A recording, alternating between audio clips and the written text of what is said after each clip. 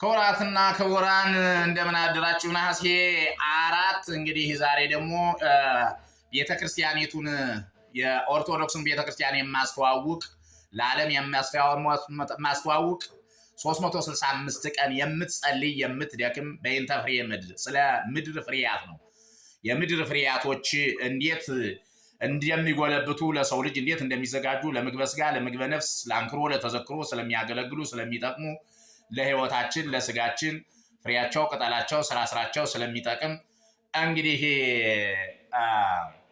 እሱን ነው የምጸልይ ማለት ነው። እንግዲህ እናንተ ያው መቼስ ስለ ትንሽ የዓለም ህዝብ እንግዲህ በፖለቲካ ሃይምሮ ስለሚደፈን ስለማታውቁና ስለማትረዱት ነው እንጂ ስርማሽ ቅጠል በጣሽ የምትሉ እና ያው አርሶ አደሮቻችን እንግዲህ ስሩም ሰው ይመግቡናል፣ ቅጠሉን በጥሰው ይመግቡናል፣ ፍሬውን ቦጥቡጠው ይመግቡናል። እኛም እንግዲህ የቤተ ክርስቲያኒቱ ስር ያደግን ጥበበኞች ስርን ምሰን መድኃኒት እናዘጋጃለን። ቅጠልን በጥሰን ወደ ረቀቀ ዱቄት በመቀየር እንዲጠጣ በማር እንዲበላ አድርገን እናዘጋጃለን።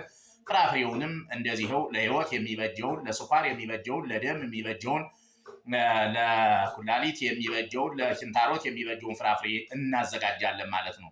እና ይሄ ለምግበ ሥጋ ለምግበ ነፍስ ለአንክሮ ለተዘክሮ ይጠቅም ዘንዳ በእንተ ፍሬ ምድር እግዚአብሔር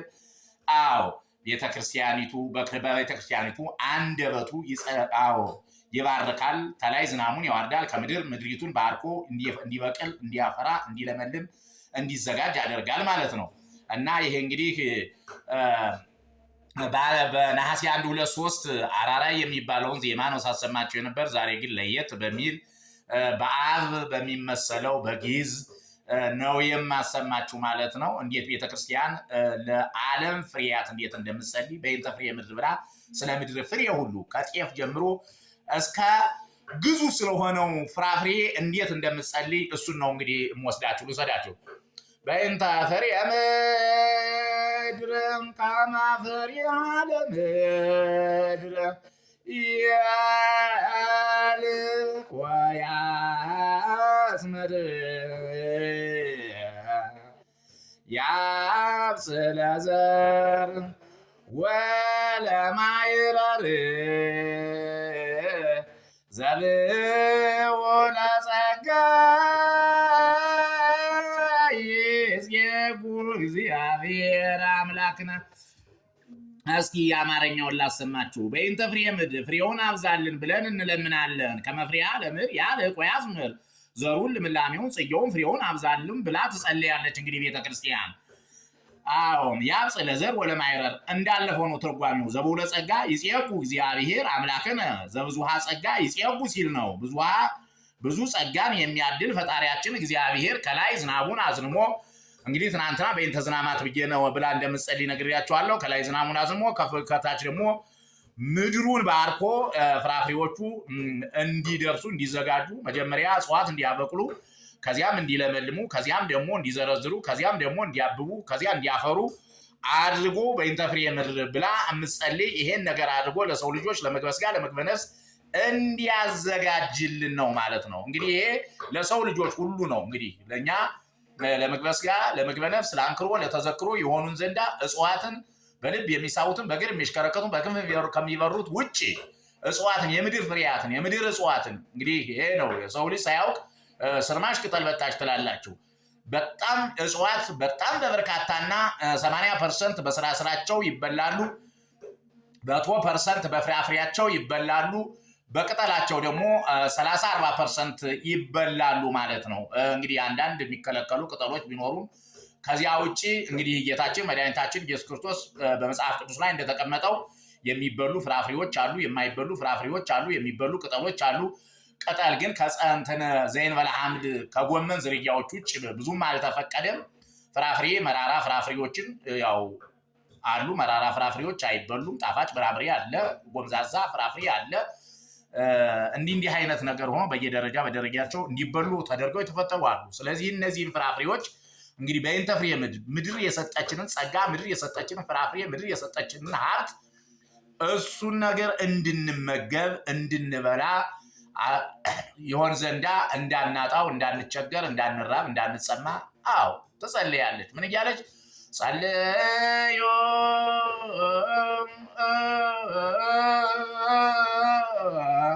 በእንተ ፍሬ ምድር ይላል ዲያቆኑ ደግሞ ከዚያም በኋላ እና እንግዲህ ይሄ ነው የኛ ቤተክርስቲያን እንግዲህ በግዕዝ በዝል በአራራይ ነው እንጂ ዝም ብሎ አፍ ተከፍቶ አይጮህም። አንዲቱም ነገር መሰሳት አይፈቀድም። ምክንያቱም አንድ ዜማ አንድ ጉሮሮ ተሰሳትክ ማለት እግዚአብሔርን አስቀየምክ ማለት ነው። ምክንያቱም እያንዳንዷ የምትሰሟት ጩኸት ከእግዚአብሔር ጋር አብራ የምትያያዝ ናት። መጽሐፍ ቅዱሳዊ ቃል ነው። አሁን ይሄ የሰማችሁት እንግዲህ በአንድ ነሐሴ 1 ነሐሴ 2 ነሐሴ 3 ያሰሟችሁ አራራይ ነው። በመንፈስ ቅዱስ የሚመሰል ስለሆነ በጣም ያምር ነበር። በእንተዝናማት ብለስታን ጉራጉሮ ያምራል። ይሄ ደግሞ ግዕዝ የሚባለው ነገር ስለሆነ በእንተ ፍሬ ምድር አይለ። አሁን ደግሞ እዝልን ደግሞ ማሰማችሁ ይሆናል ነገ ከሆነ ከነገ ወዲያ። ስለዚህ የኢትዮጵያ ኦርቶዶክስ ተዋሕዶ ቤተክርስቲያን ለዓለም ህብረተሰብ ምን እንደምትጠቅም እንዴት በፎርሙላ እንደምታገለግል 365 ቀን እንዴት በሩሩህነት ዓለም እንድትቀጥል ፀሐይ በምስራቅ እንድትወጣ በምዕራብ እንድትገባ ሰሜኑም በሰሜን ያለው ፍጥረት ጸንቶ እንዲኖር ደቡብም በደቡብ ያለው ፍጥረታት ጸንቶ እንዲኖር ሰማይ ያለባላ እንዲቆም ምድር ያለ ካስማ እንዲዘረጋ ቀለባችን ምግባችን እንዲዘጋጅልን እንዴት እንደምትጸልይና እንዴት እንደምትደክም በጣም እንግዲህ ካህናት የሚባሉት ነገሮች እንዲህ ስናያቸው ዝም ብለኛ እንደምንሰድባቸው ሰካራም ሸርሙጣ ምናምን እንደምንላቸው አይደለም። በእውነት ነው የምልህ። ምላህ አንድ ንጹህ ቄስ ቢኖር መላው የዓለም ህዝብ ቢጨፈለቅ ያንን የቄሱን አትሆንም፣ አንዱን ቄስ አትሆንም።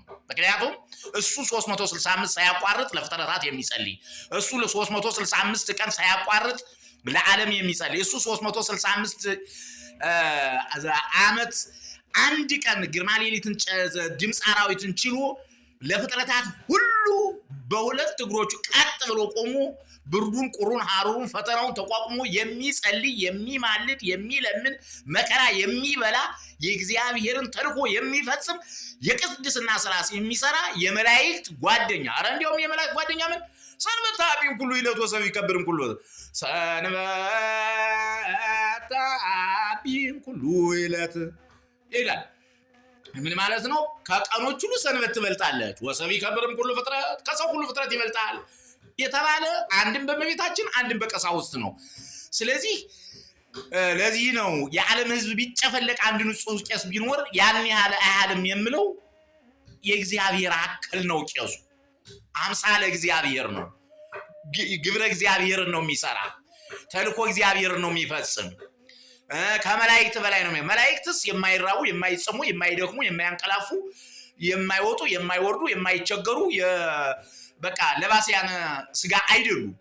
ይሄ ግን ይሄ ቄሱ ግን መርገመ ስጋን መርገመ ነፍስን ተሸክሞ መከራ ተቀብሎ እየተራበ እየተጸማ እየደከመ እየተሰቃየ እያንቀላፋ እንቅልፉን ተቋቁሞ መከራውን ተቋቁሞ ስጋውን እየበደለ 24 ሰዓት ሙሉ እዚያች አምልኮት ቤቱ ቁጭ ብሎ 365 ቀን ቆሞ በማይረባት በትንሽ ደሞዝ እንዲያው ጉሮሮን እንኳን ሊሸፍን የማይችል ምንም ነገር ልብሱን እንኳን ሊቀይርለት በማይችል ደሞዝ አመት ሙሉ የሚያገለግል ቄስ ነው ማለት ነው። መምህር ነው ማለት ነው።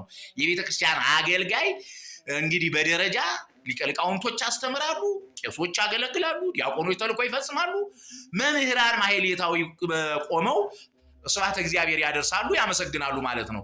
እንዲህ አይነት የእግዚአብሔር ቤት፣ የእግዚአብሔር አደረጃጀት፣ የእግዚአብሔር መዋቅር፣ የእግዚአብሔር ማህበር፣ የእግዚአብሔር ድግስ፣ የእግዚአብሔር ጽዋ የሚካሄድባት ቤተ እግዚአብሔር መሆኗን የኢትዮጵያ ኦርቶዶክስ ተዋሕዶ ቤተክርስቲያን ይሄንን ነው ዛሬ ማስተዋወቅ የምፈልግ። ተመችቷቸዋል? ሼር ላይ ካርጋችሁ በየቋንቋቸው ለዓለም ሕዝብ ኢትዮጵያ ሕዝብ ያውቀዋል፣ ሰምቶታል፣ ደንቁሮበታል። ለአፍሪካ፣ ለአሜሪካ፣ ለጃማይካ፣ ለስሪላንካ አርስሊ በየቋንቋው ይሄን ነው የምፈልገው። የሰማነውን በልቦናችን ያሳድርብን። ለነገ ይበለን። ይቆይ።